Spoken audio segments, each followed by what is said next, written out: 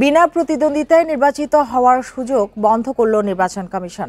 একই সঙ্গে আরপিও সংশোধন করে না ভোটের বিধান পুনর্বহাল করেছে ইসি। এছাড়া কোনো আসনে একজন প্রার্থী থাকলে তাকে না ভোটের সঙ্গে প্রতিদ্বন্দ্বিতা করে জয়ী হয়ে আসতে হবে এমন বিধানও যুক্ত করা হয়েছে আরপিওতে। বান্ডেল থাকলে প্রতি সেনমানিতে টাকা বাঁচবে।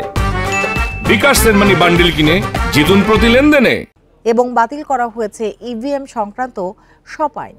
সোমবার সন্ধ্যায় রাজধানীর আগারগাঁওয়ে নির্বাচন ভবনে গণপ্রতিনিধিত্ব আদেশ সংশোধনের মুলতবি কমিশন সভা শেষে সাংবাদিকদের এসব কথা জানান ইসি আবুল ফজল মোহাম্মদ সানাউল্লাহ। তিনি বলেন, ইসি চাইলে পুরো আসনের ফল বাতিল করতে পারবে। নির্বাচনে কোনো অনিয়ম হলে একটি, দুটি অথবা পুরো আসনের ফল কমিশন চাইলে বাতিল করতে পারবে। এছাড়া ফলাফল ঘোষণার সময় সাংবাদিকরা থাকতে পারবেন বলে জানানো হয়।